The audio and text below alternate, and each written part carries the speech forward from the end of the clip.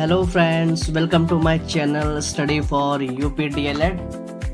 हम कवर कर रहे हैं डीएलएड सेमेस्टर 1 का पेपर 2, जिसके अंतर्गत हम पढ़ेंगे आज अपना नेक्स्ट टॉपिक शिक्षण प्रविधियां, टीचिंग टेक्निक्स। शिक्षण प्रविधियों का अर्थ है वे विशेष तकनीकें, उपाय या ढंग जिनका प्रयोग शिक्षक कक्षा में शिक्षण को अधिक प्रभावशाली, रोचक और बोधगम्य बनाने के लिए करता है। शिक्षण प्रविधियां मतलब कि टीचिंग टेक्निक्स। इसका अर्थ है कि टीचर जब शिक्षण करता है तो वो किन किन टेक्निक से बच्चों को पढ़ाए जिससे बच्चों को वो बहुत रोचक लगे और प्रभावशाली बन जाए। आइए देखते हैं कुछ शिक्षणविदों द्वारा इसकी परिभाषा। जॉन डीवी के अनुसार पद्धति वह तरीका है जिसके द्वारा हम पठन सामग्री का व्यवस्थित करके निष्कर्षों की प्राप्ति करते हैं। बाइनिंग के अनुसार शिक्षण विधि शिक्षक प्रक्रिया को गतिशील कार्य है। शिक्षण प्रविधि की देखते हैं आवश्यकता क्यों पड़ती है। पहला पॉइंट है बौद्धिक विकास। इससे छात्रों की सोचने, समझने और विश्लेषण करने की क्षमता को बढ़ाना। नेक्स्ट पॉइंट है रुचि उत्पन्न करना है। तो इसका उद्देश्य क्या है? विषय को रोचक बनाकर छात्रों की भागीदारी बढ़ाना। बोधगम्यता, इसका अर्थ है कि कठिन विषयों को सरल और स्पष्ट रूप में प्रस्तुत करना।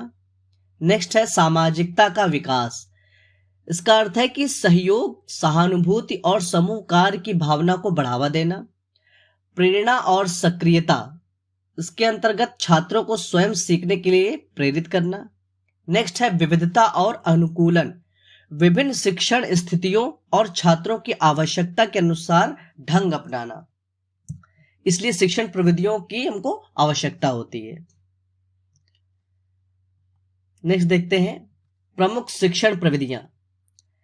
फ्रेंड्स, कुछ इंपॉर्टेंट शिक्षण प्रविधियां हैं, इनको आप पॉइंट वाइज याद कर लीजिएगा। जैसे आपके लिए 1 नंबर का क्वेश्चन आए जब एग्जाम में, तो आपको ये ऐसे ही लिख देना है।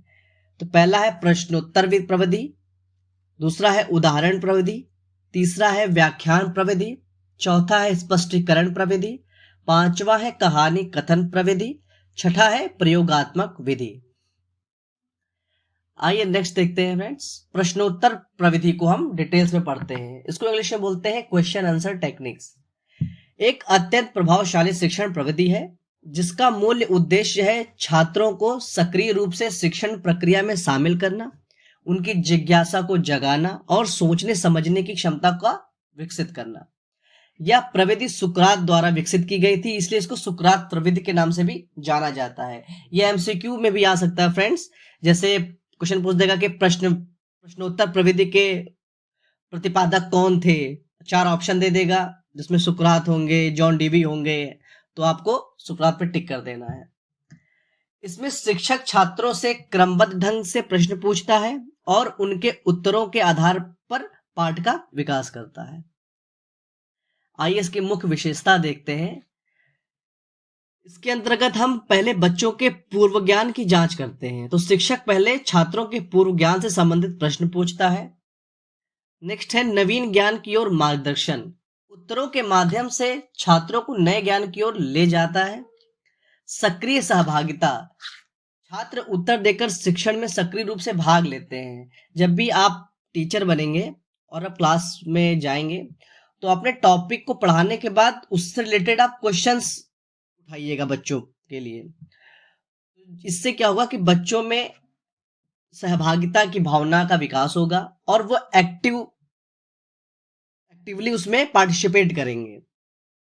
नेक्स्ट है चिंतन और तर्क का विकास। प्रश्नों के माध्यम से सोचने और तर्क करने की क्षमता बढ़ती है। तत्काल मूल्यांकन, शिक्षक को छात्रों की समझ का आकलन तुरंत हो जाता है। जब भी आप क्वेश्चन रेज करेंगे और बच्चे आंसर देंगे या नहीं देंगे, तो इससे आप उनकी समझ का आकलन कर सकते हैं कि कौन सा बच्चा कितना एक्टिव है, कितना वो एक्सेप्ट कर रहा है चीजों को। आइए इसके कुछ दोष भी देख लेते हैं। प्रश्नोत्तर प्रविधि के प्रमुख दोष हैं। यह प्रविधि उच्च कक्षाओं में अधिक प्रभावी होती है। यदि प्रश्नों का चयन उचित ना हो तो शिक्षण नीरस या भटकाव पूर्ण हो सकता है। फ्रेंड, छोटी क्लास में अगर आप ये पढ़ाएंगे या उनसे प्रश्न पूछेंगे तो बच्चे डिस्ट्रैक्ट हो सकते हैं और शोर कर सकते हैं, तो इससे आपका शिक्षण कार्य प्रभावित होगा। यह जो टेक्निक्स है वो सीनियर क्लासेस में बड़े बच्चों के लिए काम आती है, 6, 7, 8 क्लास के बच्चों के लिए। आइए नेक्स्ट देखते हैं, इसकी कुछ विशेषताएं देख लेते हैं। मतलब अच्छे प्रश्नों की विशेषताएं क्या होती हैं, मतलब प्रश्नों को हम कैसे डिजाइन कर सकते हैं बच्चों के लिए। तो पहला पॉइंट है, प्रश्न पाठ्य उद्देश्य से जुड़ा हो और ज्ञान, समझ या विश्लेषण को मापे। हम जो भी प्रश्न बनाएं वो हमेशा पाठ्य उद्देश्य से जुड़ा होना चाहिए, हम जो पढ़ा रहे हैं उससे ही रिलेटेड होना चाहिए। नेक्स्ट है, प्रश्न सीधा, सरल और बिना भ्रम का होना चाहिए। प्रश्न हमको ऐसे बनाने चाहिए जो सीधे हों, जो पॉइंट से या हमारे टॉपिक से डायरेक्ट रिलेटेड हो, इजी वे में हो, जिसमें बच्चों को डाउट ना हो। नेक्स्ट है, पाठ्यक्रम के विविध पहलुओं को समाहित करें। आप जितना भी आपने इसको पढ़ाया है सिलेबस का, तो आपका प्रश्न ऐसा होना चाहिए कि जो पूरे पाठ्यक्रम के जो डिफरेंट डिफरेंट उसके एस्पेक्ट्स थे उनको वो क्या करे, समाहित कर सके। नेक्स्ट है, छात्रों की विभिन्न स्तर की समझ को पहचानने में सक्षम हो।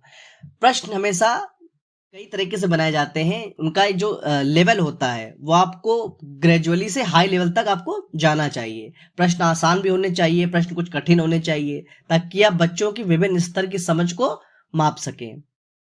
नेक्स्ट है, छात्र को सोचने, तर्क करने और विश्लेषण करने के लिए प्रेरित करें। प्रश्न ऐसा होना चाहिए कि जैसे आपने बच्चों से कोई प्रश्न पूछा तो बच्चा उसको सोचे, सोच के बाद उसके कुछ उसमें पॉइंट्स लेकर के आपसे तर्क करे। इससे क्या होगा कि बच्चों की सोचने की क्षमता का विकास होगा।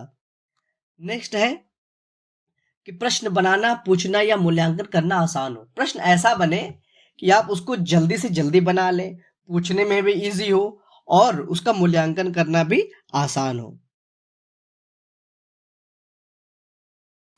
और भी टीचिंग टेक्निक्स हैं, उसको हम नेक्स्ट वीडियो में कवर करेंगे। तो फ्रेंड्स, आप इस वीडियो को लाइक करिए, सब्सक्राइब करिए, शेयर करिए एंड थैंक्स फॉर वॉचिंग।